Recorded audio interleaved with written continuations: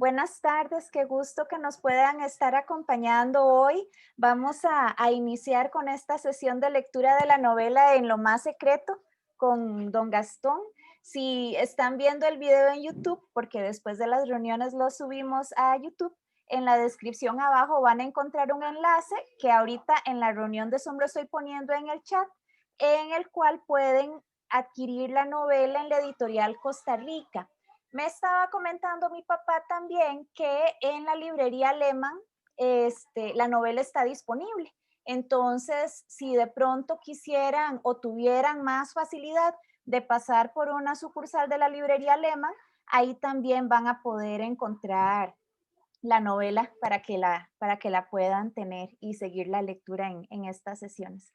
Así que sin más, darles la bienvenida. Mientras estamos haciendo la lectura, la invitación es a mantener los micrófonos en silencio, pero sí lo agradable y lo rico de un compartir como este es pues la conversación que podamos intercambiar al final de la lectura. Así que sin más los dejo con don Gastón.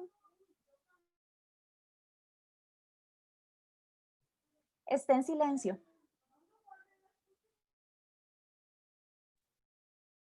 Ahora sí, ya está el micrófono habilitado y quiero darles la bienvenida con el aprecio de siempre cada vez que veo sus nombres y los voy viendo que están conectados con nosotros por el podernos acompañar.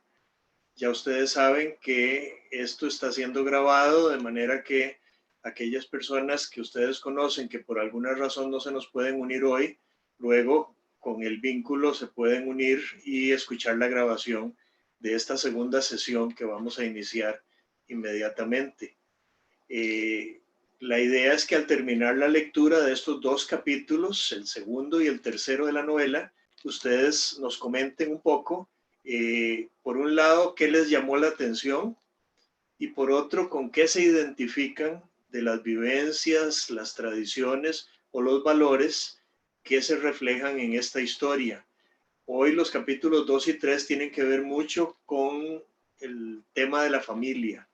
Vamos a presentar a quiénes son los papás de Pancho y luego la familia del lado de Azucena, que es una familia extensa, muy unida, aunque pasó tiempos de desunión y van a escuchar por qué.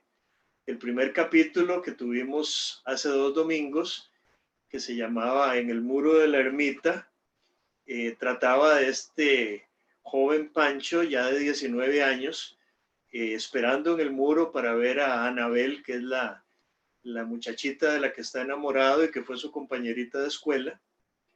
Y al final se da cuenta de que ella va para la ciudad capital a estudiar en la universidad y eso lo deja en una profunda consternación. Y a ustedes que oyeron el poema famoso Despedida, este poema costumbrista de don Jesús Murillo Gutiérrez, ven que la trama ya va teniendo cierta relación con ese poema, aunque no son el mismo Pancho. Y hoy el capítulo 2 se llama La lotería del matrimonio. Y dice que a Pancho de pequeño le gustaba mucho que sus padres le narraran historias y le leyeran cuentos. Le complacía especialmente que evocaran para él sucesos verdaderos de sus propias vidas, y entre todos ellos insistía con frecuencia que volvieran a contarle cómo ocurrió su primer encuentro. Esta historia, narrada en un lenguaje infantil, a él le fascinaba. No obstante, también otras personas, cuando preguntaban al respecto, solían escuchar complacidas sobre la forma tan singular en que sucedieron los hechos. A menudo tiende a ocurrir que para la unión de ciertas parejas se dan circunstancias que de una manera u otra pueden considerarse casuales. Sin embargo, en el caso de Pedro y Azucena, fue el azar mismo el que se ocupó de reunirlos aquel día y en adelante a través de un premio en la lotería. Azucena Arroyo era la sexta de 7 hijos y única mujer entre sus hermanos. Por eso su padre tenía una preocupación particular de garantizarle a ella algún tipo de apoyo para afianzar su futuro. El hecho es que un cierto diciembre decidió comprarle 2 numeritos de la lotería navideña, para llevarse luego la alegre sorpresa de que se habían pegado el premio mayor. Y aunque eran solo un par de pedacitos de un entero de 40 fracciones, estos representaban un valor más alto que el acostumbrado por tratarse del sorteo más importante del año. Esta fue la razón que llevó a Azucena a la capital, junto con su padre, para cambiar esos numeritos que le había regalado la suerte, y se encontraron con una larga fila de afortunados ganadores que cobraban sus premios, lo que los haría esperar un buen rato antes de lograr su cometido. Un joven de nombre Pedro Molina, en un gesto sencillo pero amable, les ofreció guardarles el lugar para que ambos esperaran sentados. Él, a su vez, se había ganado 5 fracciones del premio mayor y no se iría de allí hasta cobrarlas. Pasado un cierto tiempo, el papá de Azucena se acercó para entablar conversación con Pedro y pudo constatar que él también era de origen campesino, ya que le sabía dar razón exacta del pueblo vecino al suyo de donde provenía. Así no solo se fue generando una franca simpatía entre ambos, pues el muchacho le había caído en gracia, sino que le dio la confianza de dejarlo con su hija para ausentarse por más de una hora con el fin de hacer una encomienda que debido a esa larga espera no podría realizar posteriormente en la ciudad. Ni lerda ni perezosa, Azucena se levantó para acompañar a Pedro en la fila, lo que les permitió irse familiarizando el uno con el otro, de forma que resultó imposible ocultar ante el padre, a su regreso, el mutuo interés que había surgido entre los jóvenes. Más aún, una vez que lograron cobrar el dinero correspondiente, se dirigieron a comer algo en un lugar cercano, porque era ya media tarde y no habían probado bocado desde la madrugada.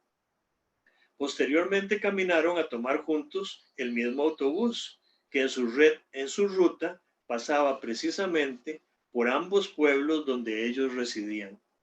Al llegar a su destino, justo antes de bajarse, Azucena aprovechó para indicarle a Pedro la dirección exacta de su casa, y él, como para convencerse de que era cierto lo que acababa de ocurrir, continuó su marcha con una gran sonrisa, mientras se repetía en voz baja: realmente vengo de ganarme la lotería. A partir de ese día, empezó para Pedro un ritual de visitas semanales a la casa de Azucena, todos los domingos por la tarde, tras solicitar respetuosamente la entrada. Sus padres accedieron muy contentos porque desde el principio les agradó el nuevo pretendiente de su hija, en particular a su futuro suegro. Este consideraba que no era la suerte, sino Dios quien lo había guiado para escoger los números precisos en el sorteo navideño.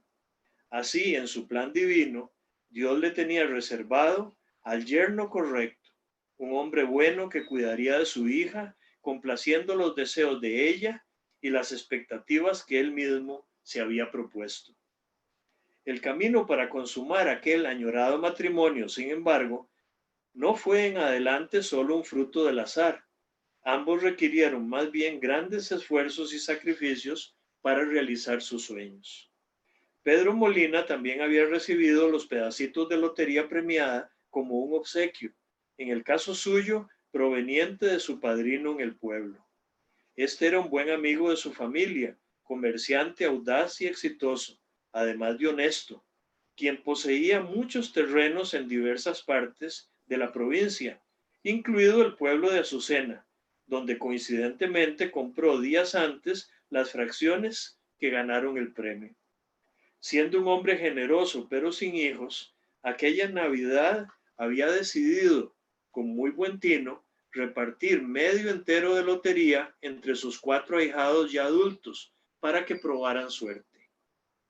Fue así como Pedro, tras un par de meses de noviazgo con Azucena, tuvo los medios para hacerle a su padrino un ofrecimiento concreto. Le propuso que le vendiera 2 terrenitos previamente visitados por referencia suya en el pueblo de San Martín del Campo, quería comprarle un par de hectáreas de las 4 que el padrino tenía sembradas de caña y que no podía administrar bien a la distancia. De esta manera, le ofrecía irse a vivir allá para trabajarle el cañal y repartir los beneficios.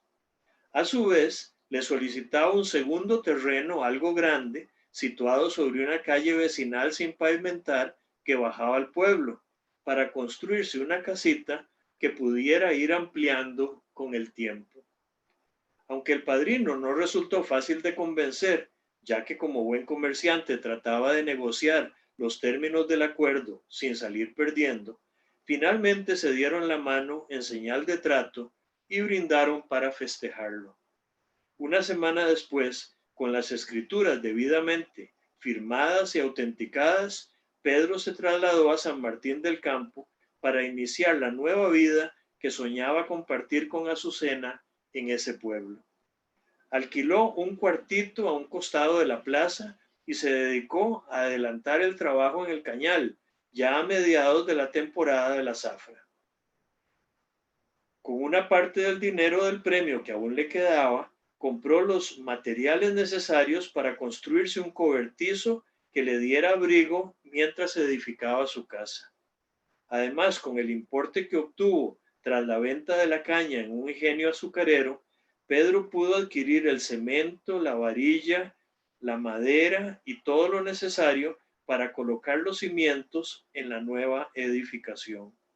Se decía asimismo que estos debían ser profundos y muy bien plantados, como todo lo importante que se emprende en la vida, para así algún día hacer de ella una casa más grande. En todo esto, Pedro contó con la bendición de recurrir a los suyos, en un núcleo familiar conformado por 2 varones y 4 mujeres, quienes junto con sus padres constituían los miembros de la familia Molina. Particularmente su hermano mayor, Pablo, aún soltero, se dedicaba a la construcción como maestro de obras, lo que facilitó que le ayudara a diseñar una casa sencilla, pero de cemento armado, mucho más firme que las de adobe características del estilo tradicional en el campo. Pablo le ofreció además su apoyo para construirla juntos durante los fines de semana, cuando podía venirse desde su pueblo a estar con Pedro. Ambos dormían en aquel cobertizo de regular tamaño construido previamente, donde a su vez se guardaban las herramientas. Tuvieron asimismo el cuidado de edificar completa el área que serviría como sala a la entrada y un excusado en el patio de atrás, techándolos y acondicionándolos para poder recibir a unas 5 o 6 personas que los ayudaran. Con todo preparado, Azucena y su madre, junto a 3 de sus hermanos, empezaron a colaborar cada fin de semana desde el sábado por la tarde. Dormían allí esa noche y se levantaban temprano para ir a la misa del domingo, con tiempo aún de seguir avanzando en las labores de construcción antes de regresar a sus casas.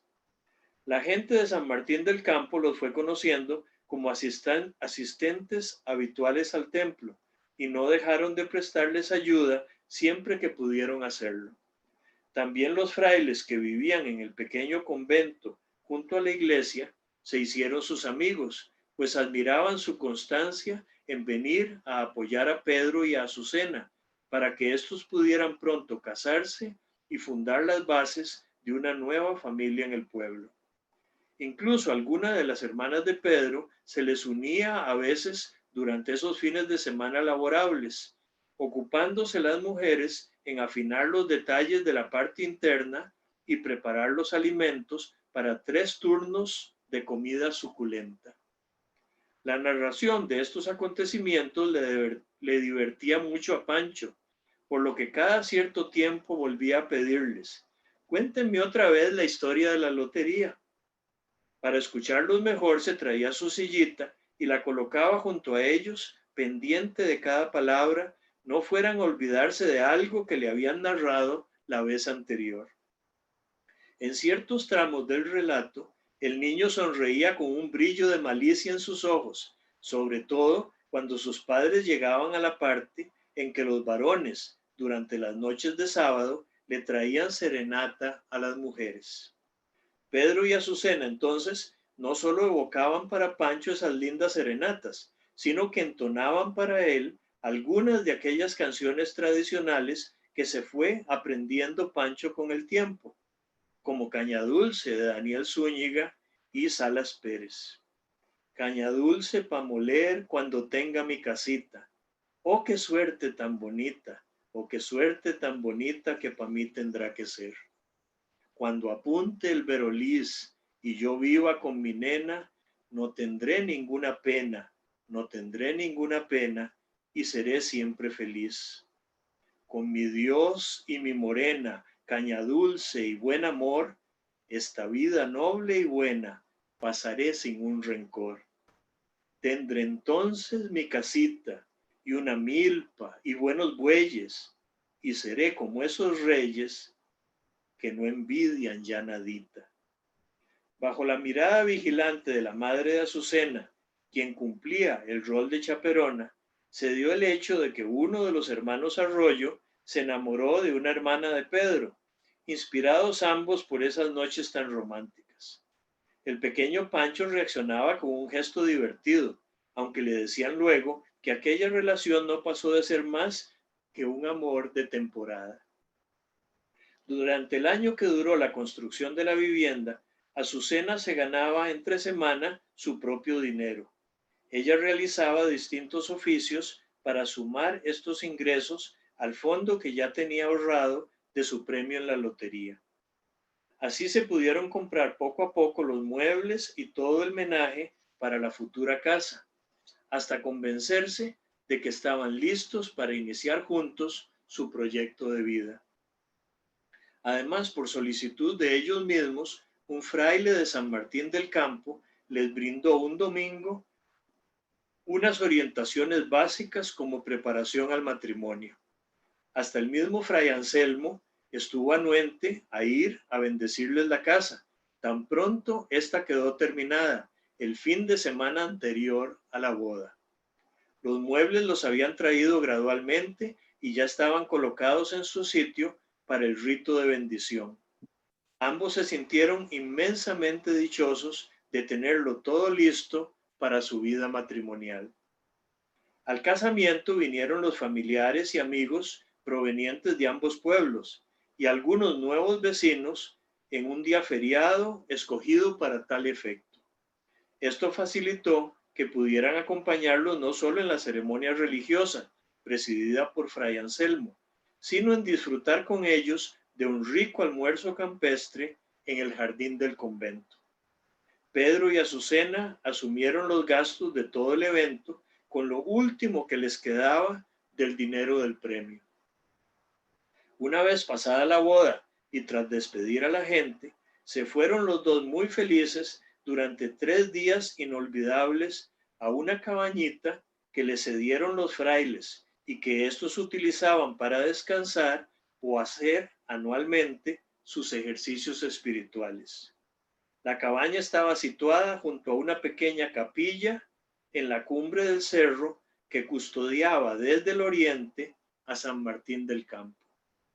De esta manera, con la vista del pueblo a sus pies, Azucena y Pedro pudieron contemplar cada día los celajes del atardecer que inundaban de colores toda aquella región en la que habían decidido establecerse.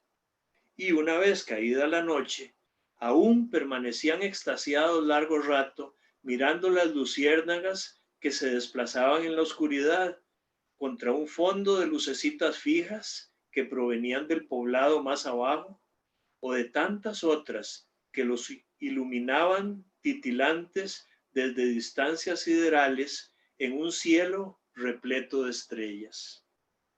Aquella luna de miel consolidó su unión para siempre.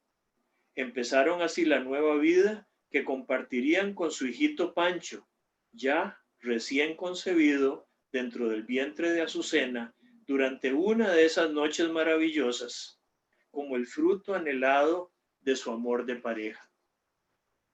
Debido a todo esto, cuando Pancho lo pedía, Pedro y Azucena le narraban una y otra vez esta historia que tanto le gustaba. Igual lo hacían con otros parientes o amigos que gustaban de escucharlos.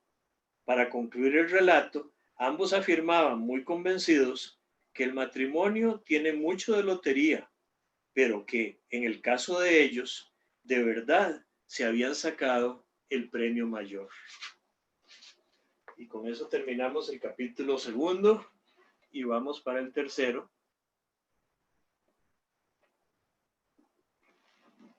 que se llama Alegrías y tristezas de la infancia. Y antes de comenzar les cuento que con mi hermano 2 años menor que yo y mi hermana 4 años menor que yo, cuando éramos adolescentes leíamos libros en voz alta. Y a veces cuando la trama se volvía triste porque había muerto el hermanito menor del personaje que tanto admirábamos, el que estaba leyendo ya no podía leer porque se le cerraba la garganta, y entonces le pasaba el libro al otro para que tratara de leer, y había veces que ninguno de los tres podíamos leer y nos poníamos a llorar juntos por 5 minutos mientras se nos pasaba la tristeza y alguno cogía el ánimo de seguir leyendo. Yo les cuento que yo soy muy emotivo y a veces en cierto punto de la lectura tiendo como a que no me salen las palabras. Entonces lo que hago es hacer un pequeño silencio, respirar profundo y seguir leyendo. Así que no se extrañen si en algún momento de la lectura eso es lo que me pasa, y ya me pasaba desde que era adolescente con mis hermanos, cuando llorábamos juntos a medio libro. Los primeros recuerdos que Pancho podía evocar de su infancia eran 3 escenas felices sucedidas durante una misma semana. Se trataba de la ocasión, esperada con ansias desde meses antes, en que la familia de Azucena Arroyo tenía la costumbre de reunir alrededor de los abuelos a todos los hijos adultos, junto con sus cónyuges y su creciente prole. Esta tradición había comenzado por invitación de Sergio, el hermano mayor y próspero finquero, bien establecido junto a su esposa y sus hijos adolescentes, quien quería preservar los lazos familiares que los unieran desde que eran pequeños. Por eso, cada verano, como un mes antes de iniciarse las clases, los invitaba a su finca.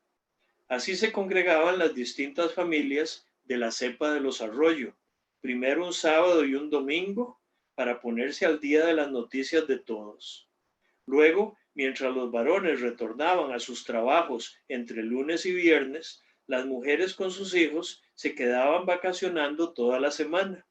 Finalmente, la familia volvía a reencontrarse para pasar juntos hasta el siguiente domingo en un cierre festivo de su temporada familiar. Pedro Molina empezó a participar de estos convivios como novio de Azucena, y ambos continuaron llegando año con año desde el pueblo de Santa María del Campo, una vez casados y con Pancho pequeñito. Fue una época difícil en la historia del país, pues apenas recién nacido el niño se desató la llamada Guerra Civil del 48. En este conflicto armado participaron 2 de los hermanos de Azucena, los cuales se unieron a las fuerzas revolucionarias que luchaban en defensa del sufragio. Ambos sobrevivieron a los combates, pero uno de ellos resultó seriamente herido en una pierna, lo que le afectó en su movilidad para el resto de su vida. Sin embargo, no todos opinaban igual dentro del seno familiar de los Arroyo, ya que otro de los hijos mayores había ejercido un cargo político en el gobierno anterior.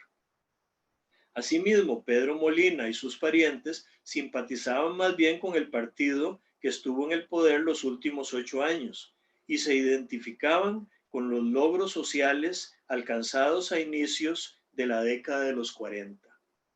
Este tipo de circunstancias generaba fuertes tensiones y hasta amargos resentimientos a lo interno de las mismas familias en toda la nación, dado que cada quien defendía con pasión a alguno de los 2 bandos inmersos en esta contienda bélica. A partir de aquel año del nacimiento de Pancho, hubo también fricciones en los encuentros familiares de los Arroyo. El niño había nacido justamente durante el mes previo a las elecciones que antecedieron al estallido del conflicto. Unos meses después, cuando se instaló la nueva Junta de Gobierno y se planteaban importantes reformas que incidirían directamente en el desarrollo del país, las discusiones se incrementaron. Esto dio como saldo un enfriamiento en las relaciones entre algunos de los hermanos, lo que hizo intervenir a Sergio Arroyo, quien procuraba actuar de puente entre las partes distanciadas. Él insistía en que se comportaran con tolerancia y mesura para preservar la unidad de la familia y poder reunirse en paz. A la larga, su llamado fue bien acogido por todos y poco a poco los vínculos de afecto retomaron su cauce habitual. A esto ayudó que el nuevo gobierno no derogase las leyes sociales de la anterior administración, como se temía que ocurriera, al igual que al acierto en varias de las nuevas iniciativas que se empezaron a desarrollar desde entonces. En consecuencia, entre los Arroyo, las cosas fueron volviendo a la normalidad, un proceso de reconciliación que en el ámbito nacional tomaría mucho más tiempo. Para la temporada veraniega en que Pancho recién cumplió sus 3 años, se percibía de nuevo el gusto de poder estar juntos como familia. Fue entonces que el niño empezó a adquirir conciencia de los eventos que sucedían durante aquellos días maravillosos para guardarlos en su memoria. Por primera vez, Pancho recordaba haberse subido a un árbol, bajo el cuidado protector de uno de sus primos mayores, para sentarse en una de sus ramas a saborear un delicioso mango. También podía evocar en su mente el ir montado a caballo sobre el regazo de su padre, mientras atravesaban un bosque bajo la sombra de árboles altísimos en una mañana soleada y calurosa. Pero el recuerdo que más lo emocionaba era sentirse orgulloso de ver a su madre declamando en voz alta un poema simpático y divertido, así como la reacción complacida de toda la familia que la celebraba con entusiasmo.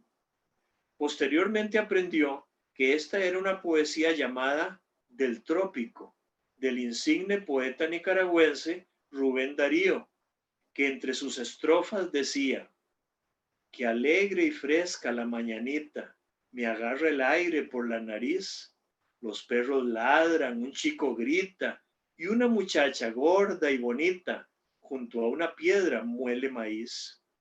Un mozo trae por un sendero sus herramientas y su morral. Otro, con caites y sin sombrero, busca una vaca con su ternero para ordeñarla junto al corral. Sonriendo a veces a la muchacha que de la piedra pasa al fogón, un sabanero de buena facha, casi en cuclillas afila el hacha sobre una orilla del mollejón.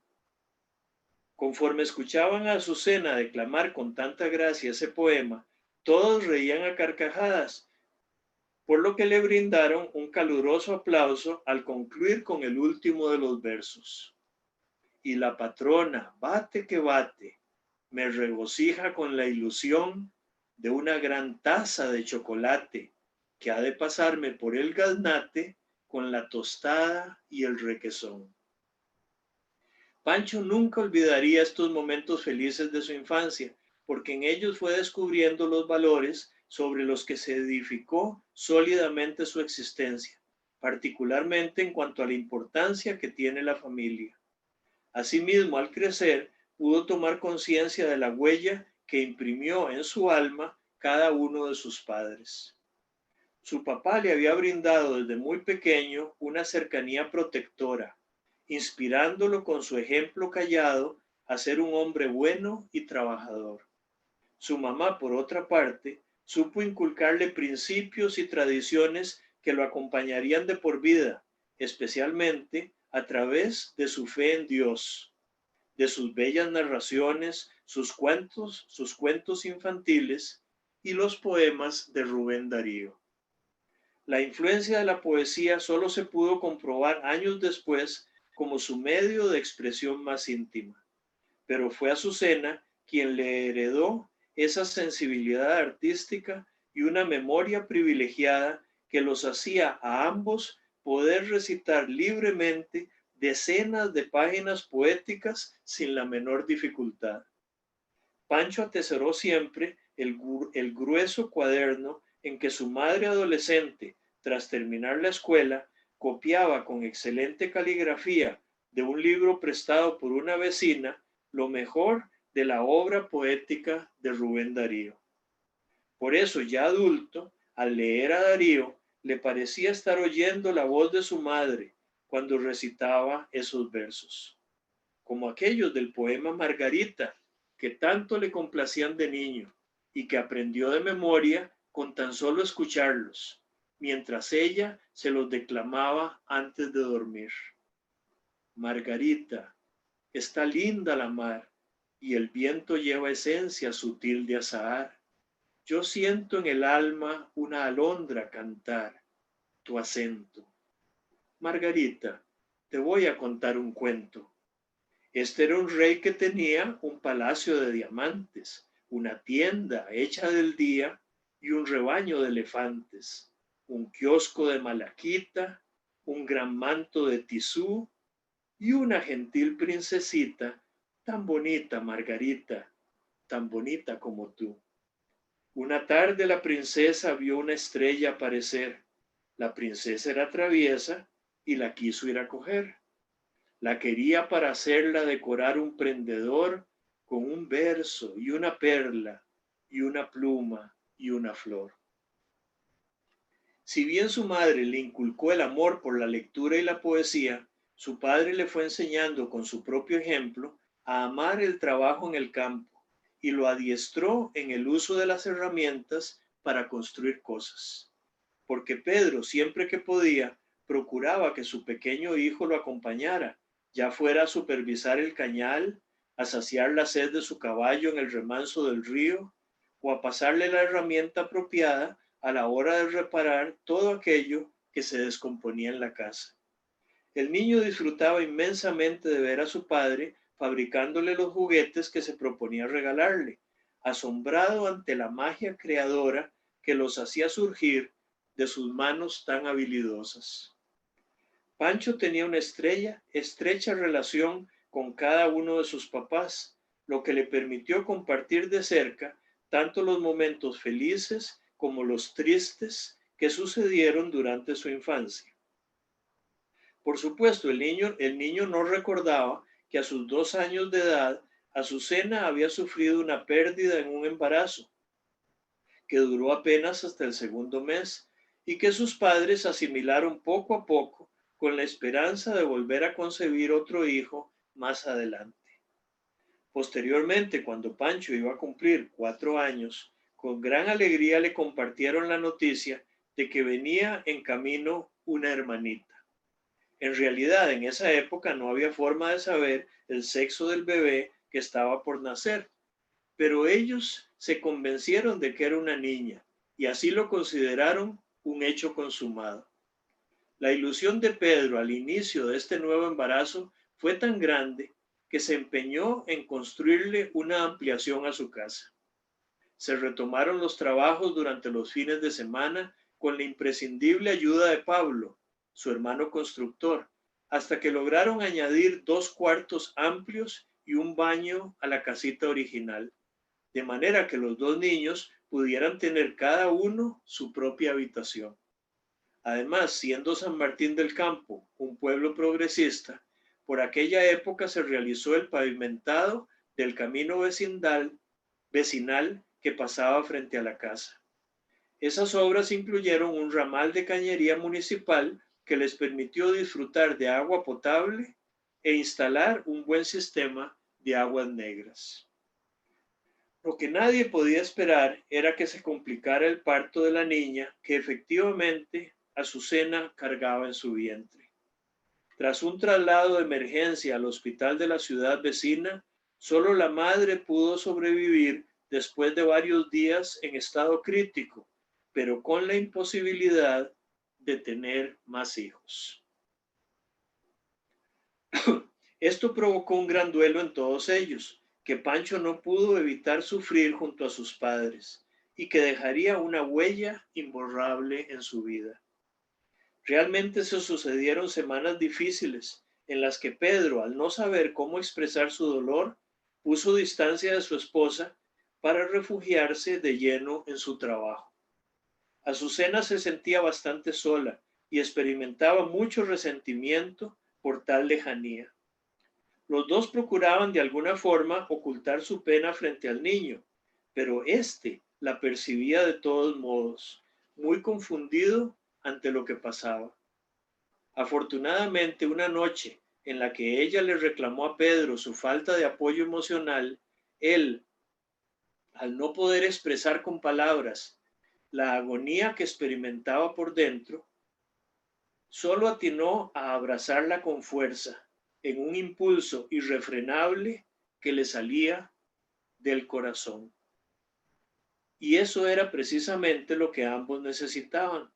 Empezaron a sollozar en voz alta para dejar salir toda la amargura que embargaba sus almas, mientras Pancho, quien también lloraba de verlos llorar, se abrazó tiernamente a ellos. Unidos en un fuerte abrazo, los tres permanecieron juntos durante un largo rato. Ya más serenos, pudieron finalmente mirarse entre sí con los ojos aún humedecidos por el llanto. A partir de entonces renovaron esa unión familiar que siempre habían tenido en sus épocas de felicidad. Con la confianza de que les esperaban tiempos mejores, su vida de familia se fue normalizando hasta volver a disfrutar de todos aquellos detalles que hacen de la existencia humana una experiencia digna de ser vivida. Muchas veces caminaban juntos, hasta el río para degustar las delicias de un almuerzo campestre. Por las noches se encendían el fuego de la chimenea que Pedro construyó en la pared de la sala al hacer los arreglos. Asimismo se entretenían leyendo historias infantiles y recitaban una oración familiar antes de que Pancho se durmiera. En fin, se sentían a menudo tan felices como suele ocurrir en los tiempos buenos. No contaban, sin embargo, con la llegada de una tragedia aún mayor, justo un mes antes de que Pancho iniciara la escuela. Sucedió mientras Azucena hacía los preparativos para irse juntos al encuentro anual tan ansiado con su familia. Recién terminaba de darle de almorzar a Pancho ese mediodía cuando vio llegar a un conocido suyo que gritaba desde la calle: «A Pedro en el cañal lo mordió una serpiente». «Dios mío, no puede ser», exclamó ella, angustiada. Azucena corrió a dejar a Pancho en casa de una vecina y bajó velozmente hasta el pueblo. Allí descubrió que a su marido lo acababan de trasladar en estado grave hacia el hospital vecino. Se dirigió entonces al convento junto a la ermita, donde le rogó a Fray Anselmo que sacara el auto de inmediato para que la llevara a acompañar a Pedro. Ya en la ciudad, por fin lograron ubicarlo en la sección de emergencias. Él estaba todavía consciente, pero con la pierna derecha en extremo inflamada debido a la mordedura de una serpiente venenosa. Fray Anselmo procedió a administrarle los santos sacramentos y Azucena aún pudo confortarlo y despedirse de él antes de que se lo llevaran adentro.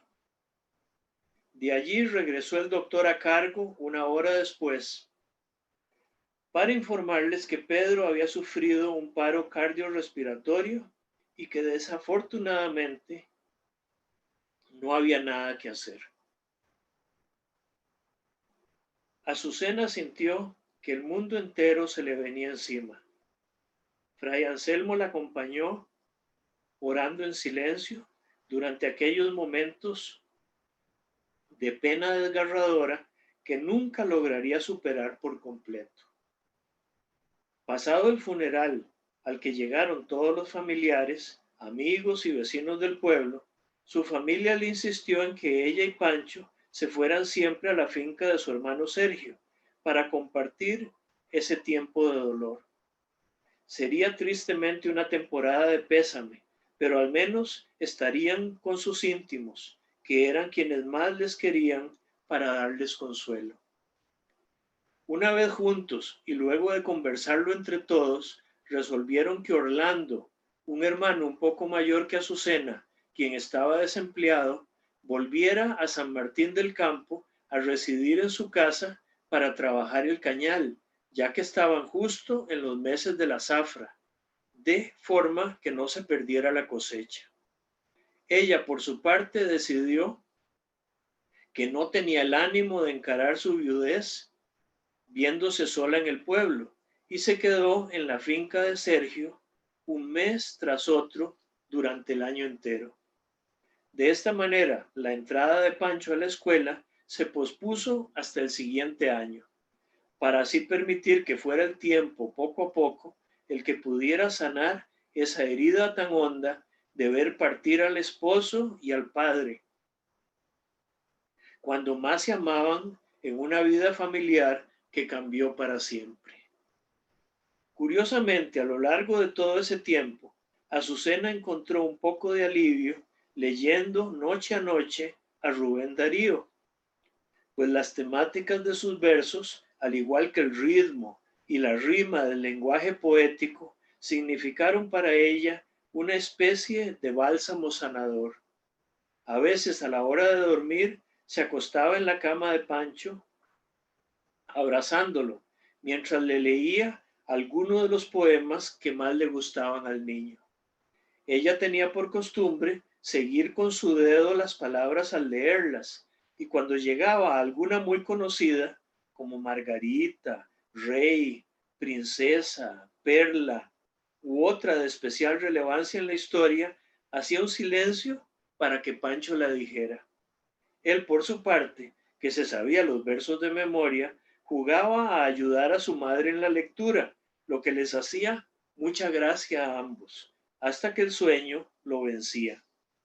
Dejándolo dormido y ya sola en su propia cama, ella seguía huyendo tras las fantasías poéticas de Darío, que la consolaban en medio de su triste realidad. Pancho durante el día se iba solito por su cuenta, sin que nadie supiera dónde andaba, aunque obediente de no traspasar nunca los límites de la finca. La cercanía con la naturaleza resultó para él una gran bendición, hasta conocer los distintos recodos del riachuelo, subirse a cada árbol y recorrer la vastedad de esos potreros. Asimismo se interesaba por todo tipo de animalitos, hojas y flores con los que podía entrar en contacto. En la reunión familiar del año siguiente, Orlando le insistió a Azucena que él no quería seguir allá solo en la casa y que necesitaba que volvieran. Por tal razón regresaron con él al pueblo, si bien Azucena resolvió esa misma semana que no resistiría quedarse recordando a Pedro encerrada entre cuatro paredes, sobre todo ahora que Pancho estaba a punto de iniciar la escuela. Salió entonces a ofrecer sus servicios de lavar y planchar ropa en las casas cercanas, hasta conseguir que la contrataran un par de familias con las que habría de trabajar todas las mañanas para no sentirse tan sola y abatida. Así pudo vincularse con personas que resultarían muy importantes para ellos. Las dos casas donde empezó a laborar quedaban a menos de 500 metros de la suya, pero la de la familia Segura era la más cercana. En ella pudo trabar amistad con Odilí, bastante mayor que Azucena, quien era maestra en la escuela del pueblo e hija única de un matrimonio ya viejo. Se le reconocía como una profesora excelente, pues había acompañado a un par de grupos desde el primero hasta el sexto grado. Ahora la niña Odilí estaba por iniciar un nuevo ciclo con quienes empezaban la primaria, por lo que le correspondería precisamente ser la maestra de Pancho. Sin embargo, los eventos coincidentes no terminaban allí. En la otra residencia donde ahora servía Azucena, la de la familia Martínez, la abuela Soledad le contó que Anabel, la niña de la casa, también iba para primer grado y que sería compañerita de su hijo. En San Martín del Campo, como en otras escuelas rurales, debido a la escasez de recursos docentes, los niños y las niñas se integraban en una misma aula para cada nivel, aunque en las cabeceras de provincia la educación formal en esa época no era mixta. Todo esto motivó a Azucena para invitar a Odilí a tomar café en una de las tardes anteriores al comienzo de clases, de manera que Pancho pudiera conocerla. Mientras conversaban, su futura maestra le preguntó al niño: ¿verdad que es una ilusión muy linda aprender a leer? Sí, señora, yo quiero tanto leer, contestó él tímidamente, pero sin atreverse a revelar un pequeño secreto. Durante el año que estuvieron en la finca, al ver que su madre solo tomaba el cuaderno de versos por las noches, él empezó a llevárselo a menudo a sus excursiones diarias. Posteriormente, sin que nadie lo notara, lo volvía a colocar en el lugar acostumbrado.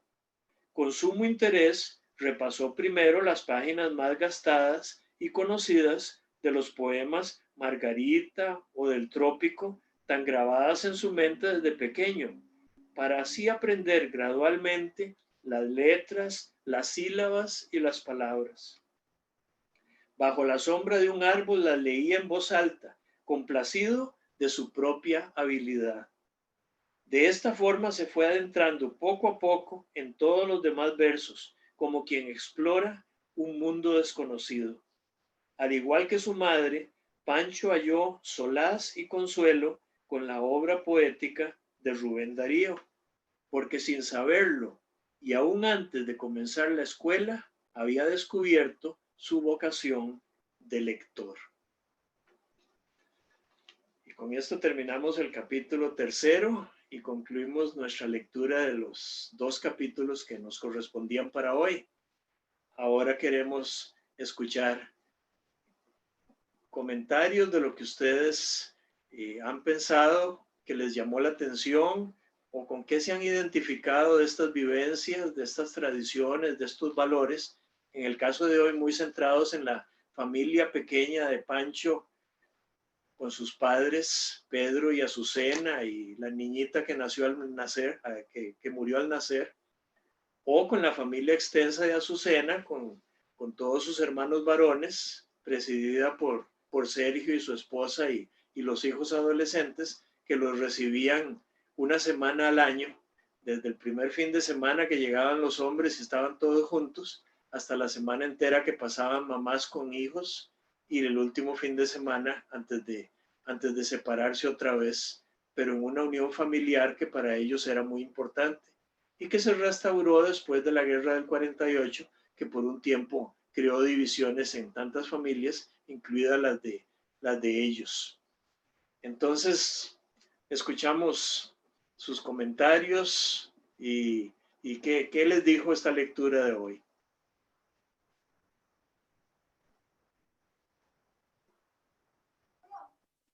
Para esta parte les recuerdo, si les es posible activar su cámara para podernos ver, pues estamos invitados si pueden.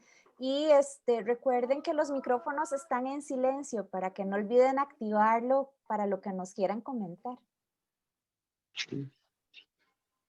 Un breve comentario, Claire, sí, que resulta muy interesante dentro de esta novela el hecho de que el narrador incorpore poemas y canciones. Eso le da mucha vitalidad al texto. Lo mismo que las fotografías que se incorporan acá, las ilustraciones, son elementos, por ejemplo, lo que acaba de leer el doctor, ese capítulo tercero, la realidad del cultivo de la caña. Y ahí aparece un señor cortando caña, ¿verdad? Sabe uno que es un trabajo muy difícil. Y en ese sentido es realmente un acierto la narración que incorpore poemas o canciones como la de don Daniel Zúñiga, y a la hora de elaborar el texto ya impreso, que hayan incorporado la editorial Costa Rica fotografías, posiblemente escogidas por don Gastón, ¿verdad? Pero las fotografías ilustran muy bien y fortalecen lo narrado, ¿verdad? Esa es una observación que me parece oportuna hacerla en este momento. Gracias a Oscar Montanaro por su observación. Bien, sobre todo porque usted perteneció al consejo editorial de la editorial Costa Rica por tantos años, así que es un gusto tenerlo que nos acompañe. No, mire, doctor, y otro asuntito, yo considero que este procedimiento de conversar un texto literario, suyo o de otro autor o de otra autora, enriquece mucho en estos momentos de pandemia. Porque ya ahora, no, por lo menos yo no oigo decir se presenta tal obra, pero como cuando se presentó esta suya, ¿verdad? Sí, claro. Ya eso no se oye, pero por este medio se enriquece la posibilidad, una alternativa de dar a conocer a los buenos autores y a los buenos textos, en el caso, por ejemplo, de la editorial Costa Rica o cualquiera de las otras editoriales del país. Así es que muy oportuno este proyecto, ¿verdad? Que va para largo, por lo que veo. Confiamos en que sí. Y depende de ustedes que nos sigan acompañando y que inviten a otras personas a unirse. Sencillamente mandándole a Claire, ustedes le pasan el contacto, el nombre y el número de teléfono y hasta los incluye en el chat y ahí les llega el enlace para unirse cada 2 semanas, domingo cada 15 días a las 5 de la tarde, de aquí hasta junio. ¿Cómo no, doctor? Sí. Escuchamos otros comentarios.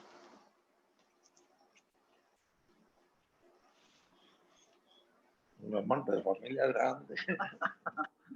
Pues la familia mía fue muy pequeña, o es muy pequeña. Digamos, la que tengo yo en estos momentos, término medio, pero la que procedo fue muy pequeña. En cambio, Olga Marta tiene mucha familia. Tiempo para no extenderme. Si quieren, puedo participar intentando ser, como digo yo a veces en broma, precisa, maciza y concisa, y no difusa, profusa y confusa. Sí, yo procedo de una familia extendida muy interesante, porque mis abuelos vivían en Sabanilla de Alajuela, y con la crisis del año 29, de 1929 por ahí, a pesar de que ellos tuvieron unas fincas productivas de café de exportación y tenían un nivel económico y socioeconómico sí, interesante, puesto que en ese pueblo en ese momento eran las únicas hijas e hijos que estaban casados, por ejemplo, y que tenían un tutor o una tutora en la misma casa, porque no había inicialmente escuela ahí. Después ahí sí pusieron la escuela y mis tías y mi mamá fueron calzadas a la escuela, pero lograron una relación horizontal con la comunidad, ¿verdad? Eso tiene una larga historia que yo me siento muy orgullosa de proceder de ellos. Pero ciertamente hay muchas alegrías y tristezas en la propia historia familiar, porque tuvimos un largo periodo en que ya la mayoría mi madre y el resto de las tías, excepto 2, que eran cuántos, como 14 hijos tuvieron mis abuelitos, todos casados excepto estas 2, ¿verdad?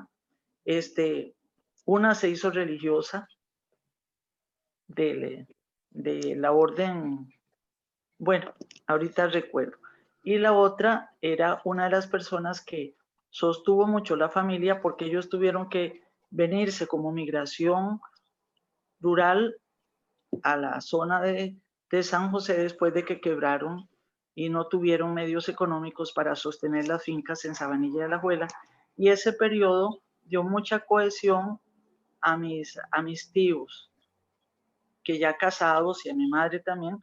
Todos éramos una gran familia y nos reuníamos en casa de mi abuelita, un familión, como dirían, ¿verdad? Era un familión. A veces almorzábamos ahí como 18, 20, entre adultos y y muchachitos, ¿verdad? Y niños y adolescentes. Pero cuando vino la guerra del 48, Sí, aquí está la novela. esto que en la novela, en la página 26, Sí, ahí lo está. señala también los dos bandos, pero que rápidamente la novela evoluciona a la figura de, creo que es de Sergio, como propiciador del puente del reencuentro familiar, y mi familia costó mucho que se diera entre los hermanos, porque la división fue tan profunda, tan profunda. Unos se fueron con el grupo de gobierno, otro con el grupo de los revolucionarios, e incluso un cuñado, que es una de las personas más queridas entre nuestra familia, Paco, por la experiencia personal, se inclinaba un poco más, no por el Partido Comunista, sino por las ideas de justicia social. Y entonces, en mi familia fue una desbandada hacia posiciones diferentes, y todos los varones se integraron a la revolución, unos en un bando, otros en otro, y aquello fue espantoso. Ese periodo, aunque en el calendario no se ve tan largo, fue muy profundo en mi familia. Duró por lo menos,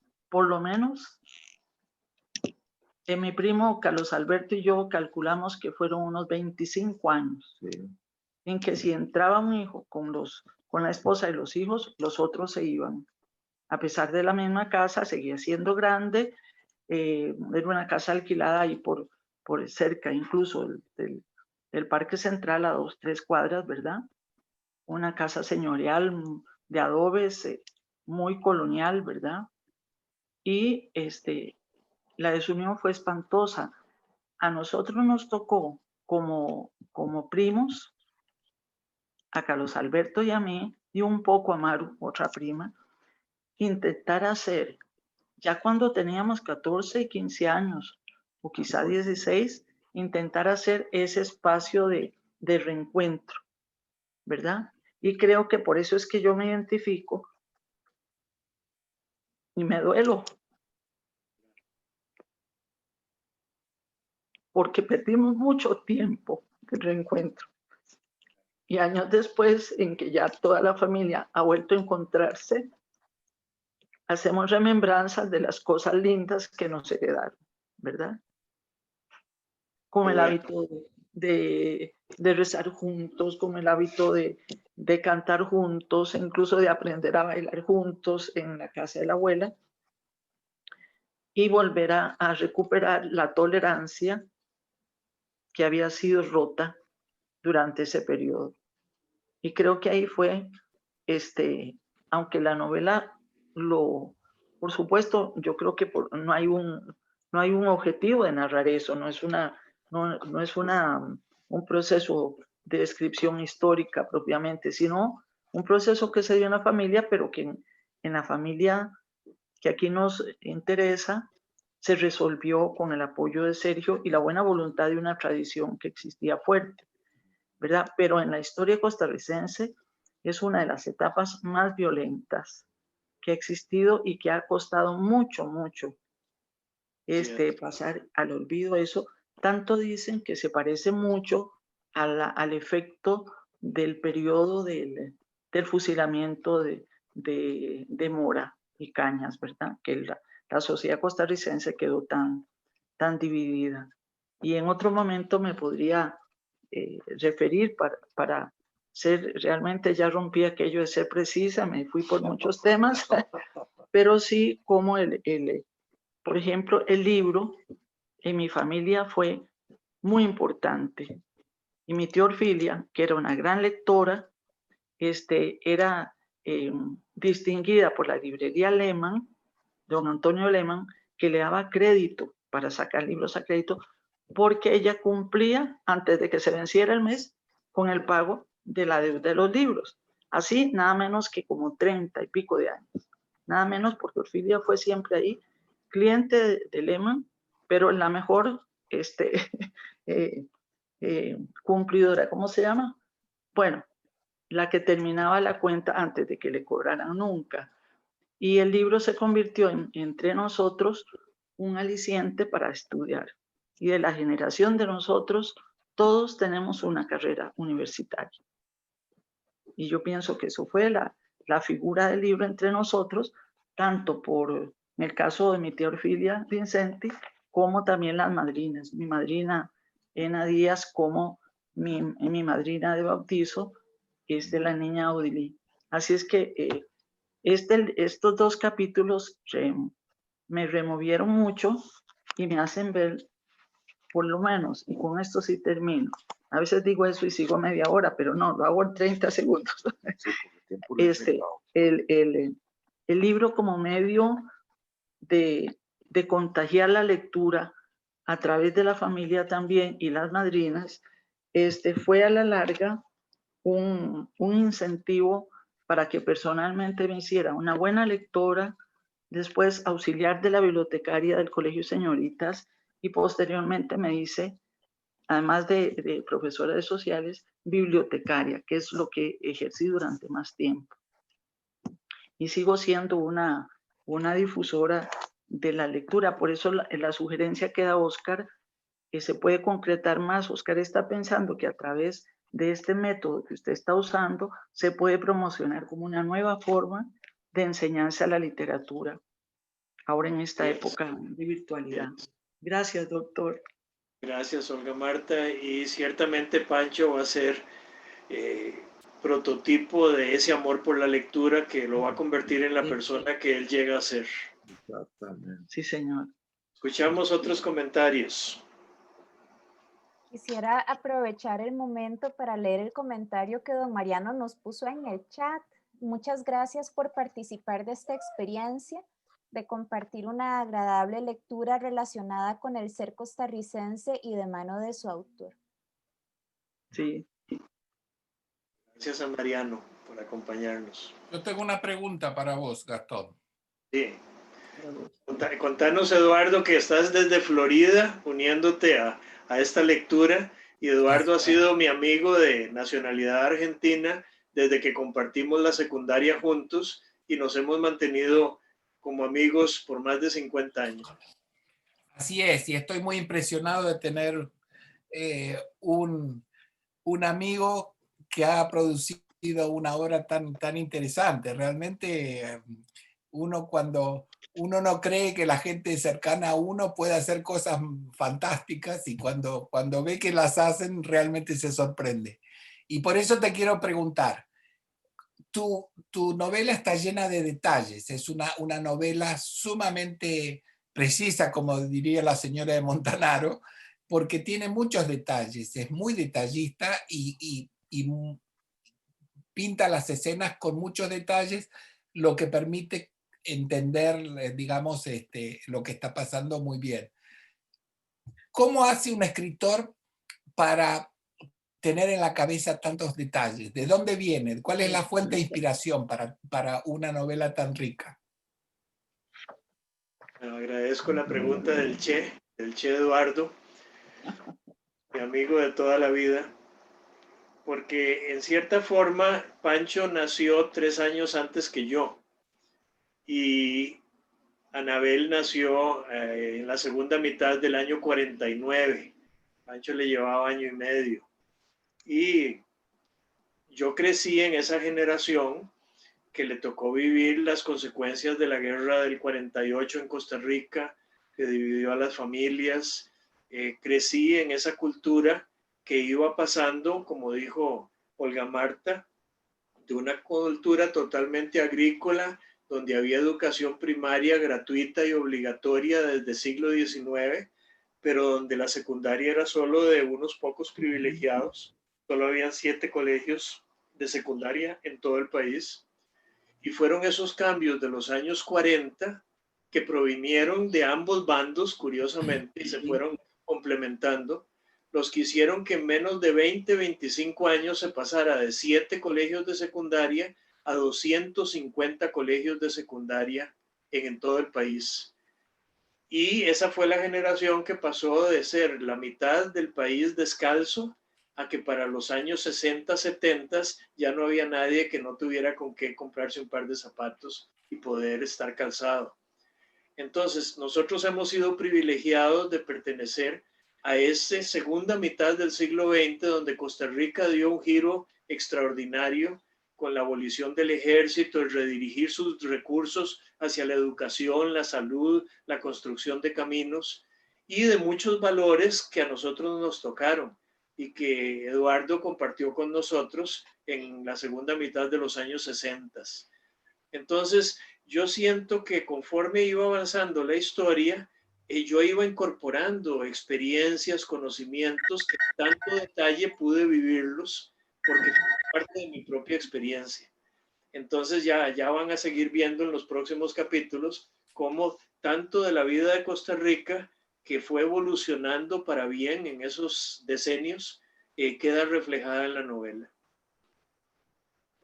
Y quisiera agregar un comentario al tema de la división de un país por razones políticas, que fue la experiencia de Costa Rica con la guerra del 48. Hoy en día vemos que es una experiencia por la que pasan tarde o temprano la mayoría de los países. Fíjense que en mi Argentina la división peronista-antiperonista viene de la época de mi padre. Perón fue presidente en el año 46 justamente, y a partir de entonces empieza la oposición a Perón.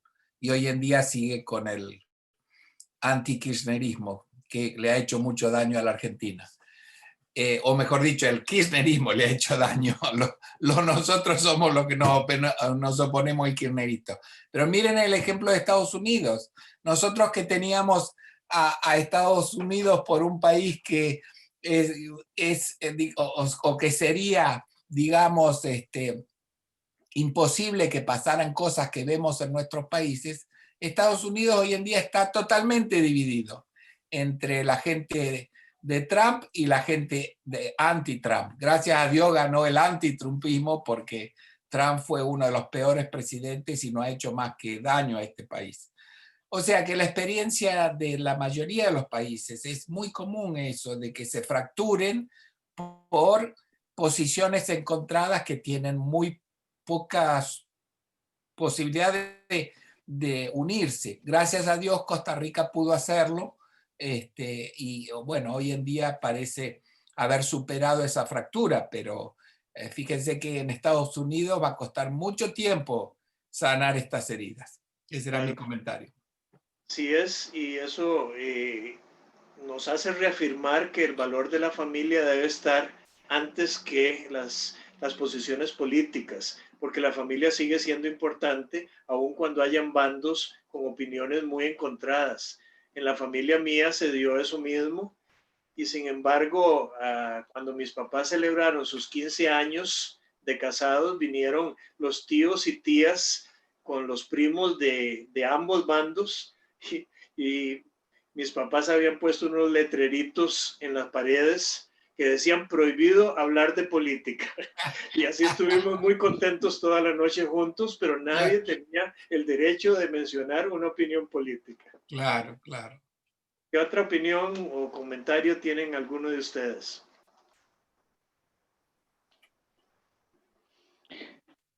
Buenas noches. Tal vez un comentario ahí, don Gastón. Bueno, a mí me conmovió un poco el fallecimiento de la hermanita y del papá de Pancho. Bueno, yo no viví esas épocas, pero sí sé que antes fallecían mucho los niños antes de nacer o estando pequeños. Y en este caso, el papá de Pancho, pues también falleció dejándolo niño, todavía pequeño. Y en realidad, ellos tuvieron dos apoyos, que fue la misma familia le siguió apoyando.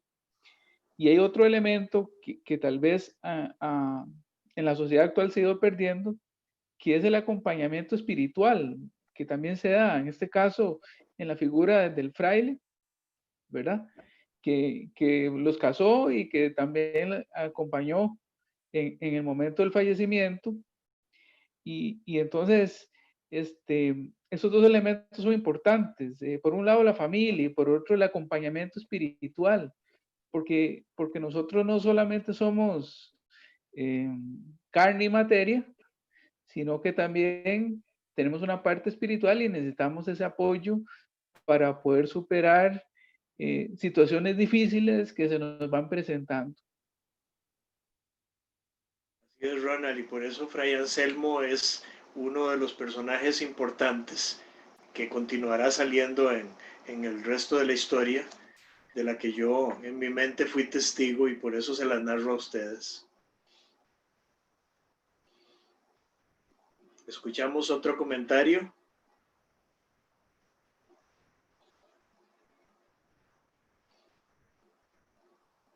Daniel, estás en silencio. Sí, perdón. ¿Me escuchaban? Sí. Sí. Les decía que para mí hay como dos momentos principales en los cuales me identifico. Hay una frase en el momento en que se construye la casa de Pedro, ¿verdad? Él dice que él quiere hacerla con los cimientos bien profundos y bien plantados. Y yo creo que para él y para todas las familias del momento esa era su convicción, ¿verdad?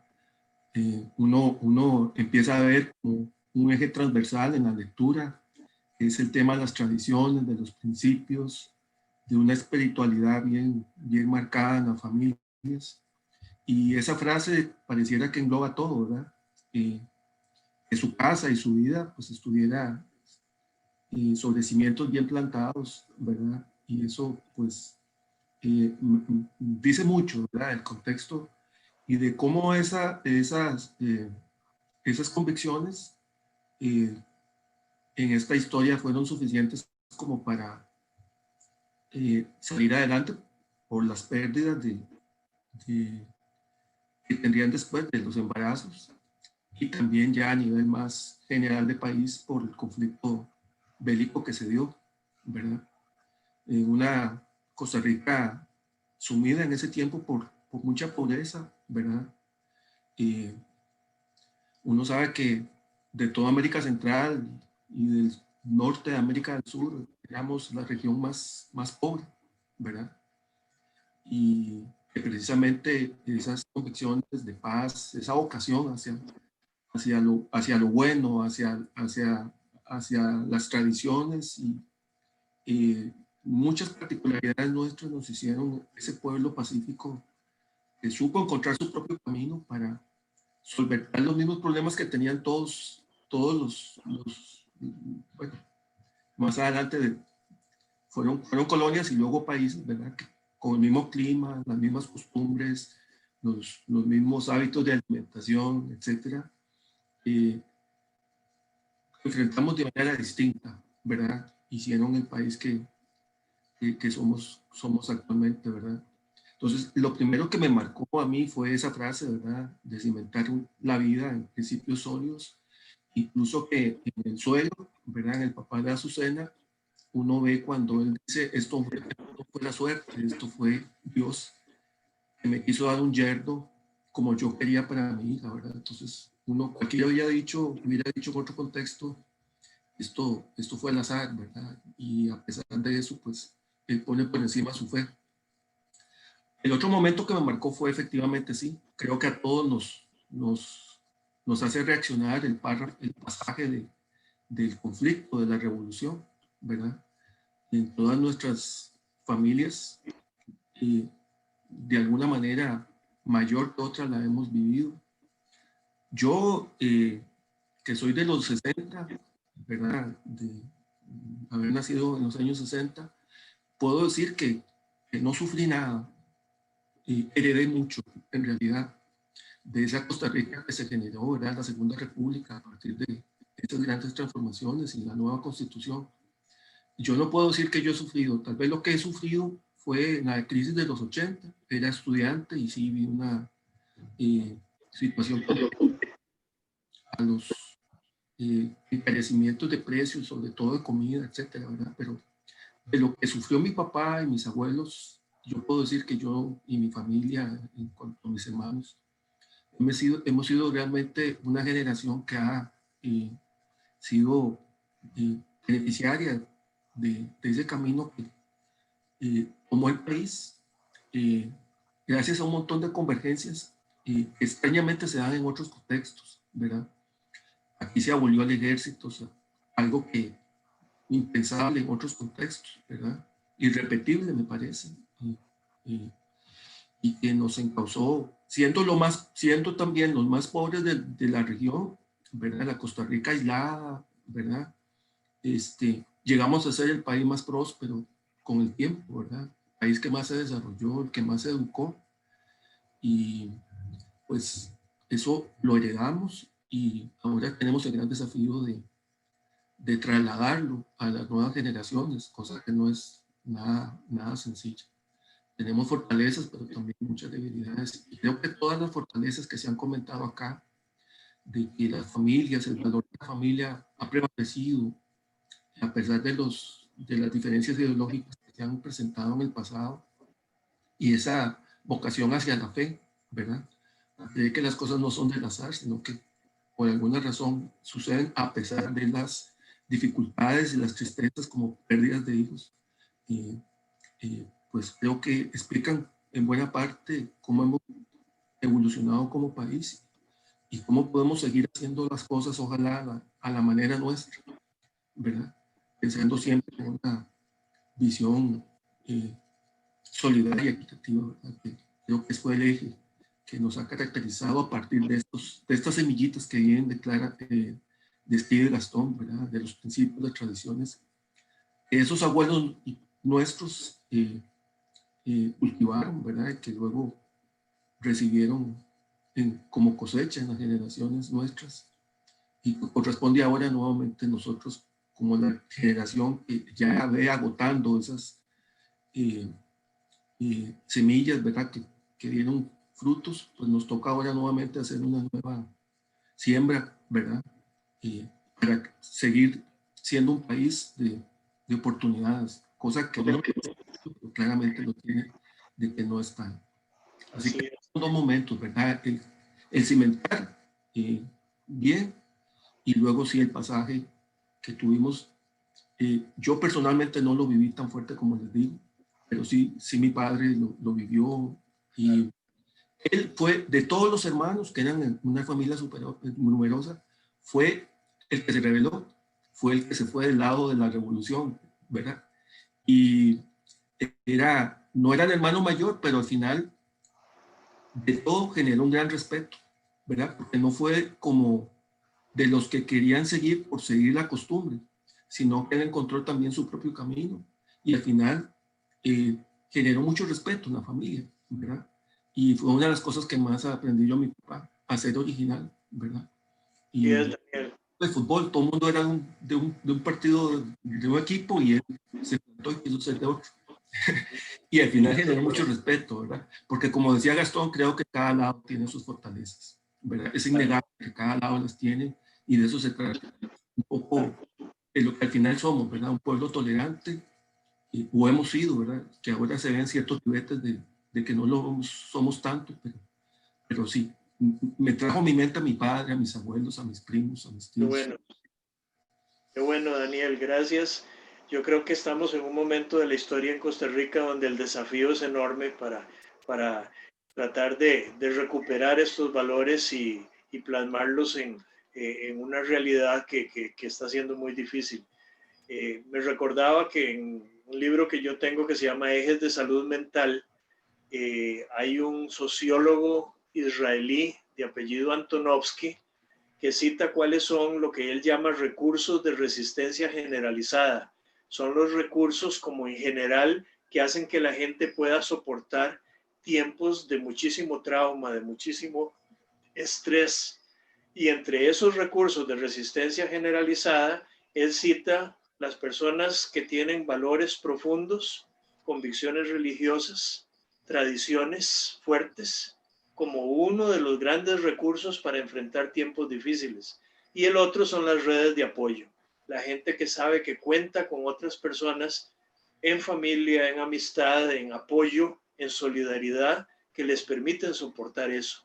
Así que ya vamos cerrando. Claire es la que nos hace el cierre hoy, pero yo sí siento que hasta la ciencia reafirma, este sociólogo israelí, que realmente valores, convicciones, una espiritualidad profunda, lo mismo que las redes de apoyo en solidaridad en tiempos difíciles, son de los mejores recursos con los que podemos contar. Y pareciera ser que eso se dio en estos 2 capítulos de esta historia con la familia de Azucena, y vamos a seguir profundizando en estas cosas. Los próximos 2 capítulos que vamos a leer, que son el 4 y el 5, van a tener que ver mucho con escolaridad, con educación. Vamos a ver qué significó la niña Odilí en la vida de los alumnos de esa escuelita y cómo la educación fue un valor fundamental en la crianza de Pancho. Yo quiero agradecerles nuevamente para conectarse. En el transcurso de la semana les vamos a compartir pues la grabación de esta lectura y también reiterarles no solo la invitación a seguirnos encontrando, seguir teniendo estos espacios para compartir literatura, sino también de invitar a otras personas que nos quieran acompañar.